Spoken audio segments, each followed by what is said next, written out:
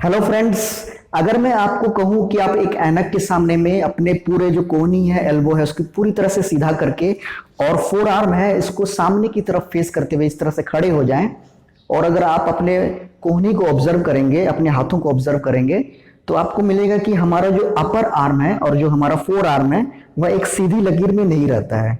देखिए, पूरी तरह से सीधी लकीर में नहीं है।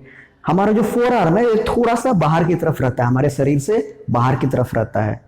कहने का मतलब ये है कि एल्बो में आर्म और फोर आर्म के बीच में एक एंगल बनता है। इस एंगल को हम मेडिकल टर्म में कैरिंग एंगल बोलते हैं। हमारे जो आर्म फोर्सेस हैं, आर्मी हो या नेवी हो, जिसमें जो सिलेक्शन प्रोसेस होता है, जिसमें उसमें मेडिकल टेस्ट में यह एक पॉइंट है जिसको वो लोग बहुत महत्वपूर्ण देते हैं, बहुत ही गौर से देखते हैं कि कैरिंग एंगल है कितना नहीं है। तो फ्रेंड्स, इस वीडियो में मैं इसी के बारे में आपसे बात करूंगा। तो चलिए शुरू करते हैं। फ्रेंड्स, मैंने कैरिंग एंगल के ऊपर में पहले से एक वीडियो बनाया है जो अंग्रेजी में बनाई थी। मैंने आपको ऊपर दिए गए आई बटन को क्लिक करके आप वो देख सकते हैं। मगर बहुत सारे आर्म फोर्सेस के प्रिपेयर करने वाले बच्चे, आर्मी नेवी में जाने वाले जो इंटरेस्टेड है वो बच्चे हमें उस वीडियो में कहते थे कि आप हिंदी में कृपया बनाएं, तो मैं ये हिंदी में बनाया दोबारा से। अगर हम अपने आर्म और फोर आर्म को पूरी तरह से इस तरह से सीधा कर लें और यहाँ से एक सीधी लकीर हम अपने फोर आर्म में ड्रॉ करें और एक सीधी लकीर यहाँ से ड्रॉ करें, तो हमको मिलेगा कि यहाँ पे एक एंगल बनता है। यह पूरी तरह से सीधा नहीं रहता है हमारा जो फोर, जिसको कैरिंग एंगल कहते हैं। यह बिल्कुल ही नॉर्मल फिनोमेना है। यह हर इंसान में रहता है और इसका नॉर्मल एंगल है, नॉर्मल वैल्यू है 15 डिग्री ऑफ एंगल। इसका भी अपना एक महत्व है। जब हम चलते हैं, वॉक करते हैं, तो कैरिंग एंगल की वजह से हमारा जो फोर आर्म है वह हमारे हिप, हमारे कमर के बाजुओं में टकराने से बचता है। कुछ भी भारी सामान उठाते हैं, इनिशियली वो जो कैरिंग एंगल है हमें हेल्प करता है मोमेंटम है गेन करने के लिए। तो यह 15 डिग्री एंगल नॉर्मल है। अगर किसी भी कारणवश अगर ये 15 डिग्री से ज़्यादा है या कम है, तो जरूर कुछ ना कुछ हमारे एल्बो में कुछ ना कुछ प्रॉब्लम होगा, इसीलिए वह एंगल कम या ज़्यादा हो जाता है। तो आर्म्ड फोर्सेस में इसको बहुत ही ज़्यादा इंपॉर्टेंस देते हैं।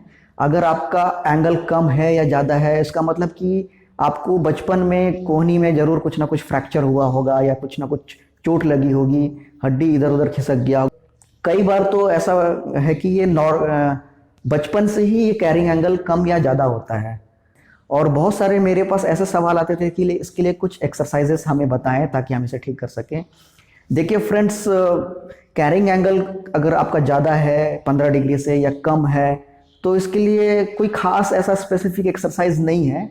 और अगर आप एक्सरसाइज भी करेंगे तो आपको उसका तुरंत कोई उसका आपको हल नहीं मिलेगा। फिर भी अगर आप जानना चाहते हैं क्या क्या एक्सरसाइज इसमें करना है, तो मैं आपको सजेस्ट करूँगा आप ये डंबल्स लेकर के डंबल्स को ऐसे ऐसे करिए, इस तरह से करिए।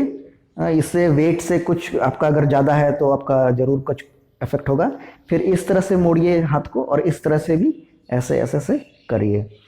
उसके बाद एल्बो से रिलेटेड कोई भी एक्सरसाइजेस आप करिए, जैसे पुशअप्स करिए और अगर स्विमिंग करिए। स्विमिंग में भी देखिए काफ़ी हमको अपना एल्बो का मूवमेंट करना पड़ता है। बैडमिंटन खेलिए, टेनिस खेलिए, ये सबसे हमारे एल्बो में एक्सरसाइज होता है। तो ये सब एक्सरसाइजेस से आपको लॉन्ग टर्म में ज़रूर बेनिफिट मिलेगा। अगर आप 2 साल 3 साल के बाद आप टारगेट कर रहे हैं अपने आर्म्ड फोर्सेस में जाने के लिए, तो आप अभी से इस पे ये सब एक्सरसाइज करिए, कुछ ना कुछ ज़रूर आपको इसका रिज़ल्ट मिलेगा आपको। और लेकिन तुरंत इसका रिज़ल्ट नहीं मिलेगा। और कोई भी अगर आपको दिक्कत है, कोई भी अगर सवाल है, तो आप नीचे कमेंट करें, मैं इसका ज़रूर मेरे बस में जो बनता है मैं आपको हेल्प करूँगा।